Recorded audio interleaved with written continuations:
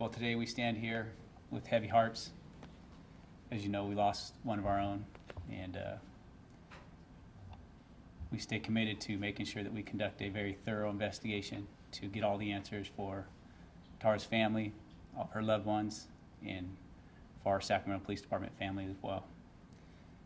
Tonight we do have an update, and with me this evening will be Chief Hahn, Deputy Chief Ken Bernard, and our Assistant City Manager, Chris Conlon.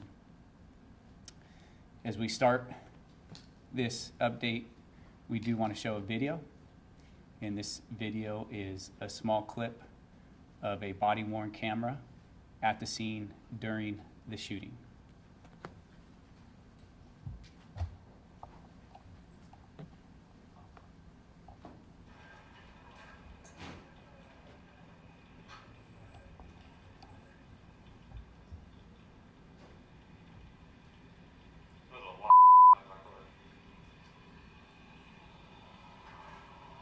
Daniel Police Department, you're not under arrest, you're not in trouble.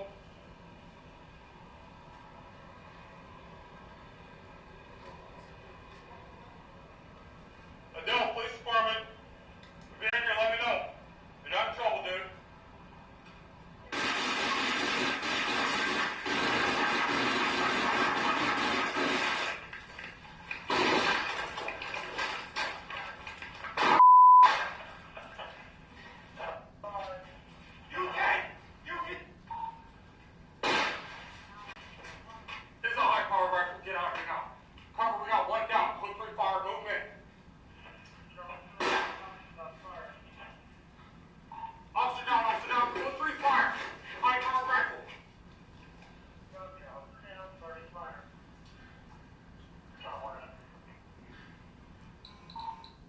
Redwood. Who's in front of this boat right here? Get back here. Where are you at?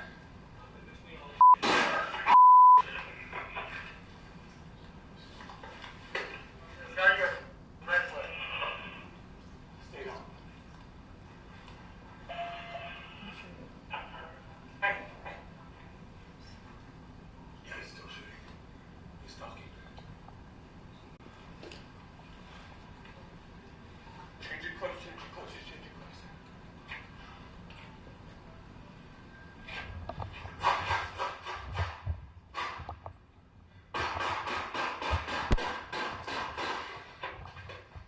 Get out. Get out! Get out! Go, back up. It's in front of Get up, go.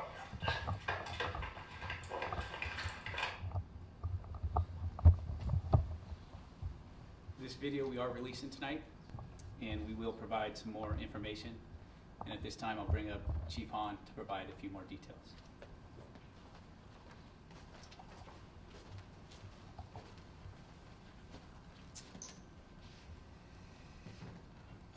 So understand this is an ongoing investigation, and there's a lot more work to be done to gather all the facts. As we've always stated, we put out facts on critical incidents as we gather them. We will continue to process the scene, and we'll have a process at the location on Redwood at least through the weekend. As you just had a glimpse into what the officers faced on this day through that video clip, a couple things are clear by the facts that we know at this point. The officers were essentially ambushed by the suspect, and the result was him murdering one of our community's police officers. Throughout much of this incident, from the first time the suspect shot at our officers, murdering Officer O'Sullivan at 6:10 p.m., he continued to fire at officers for over 4 hours. He typically shot rounds at officers every time he observed any sort of movement. He fired at the armored cars and officers multiple times. We want to make sure we provide our community the facts as we obtain them and confirm them. There's a lot of speculation about this incident and many aspects of this incident, so I'd like to address some of those at this time. It is clear by the suspect's action that he was intent on murdering additional officers and was taking action to do just that.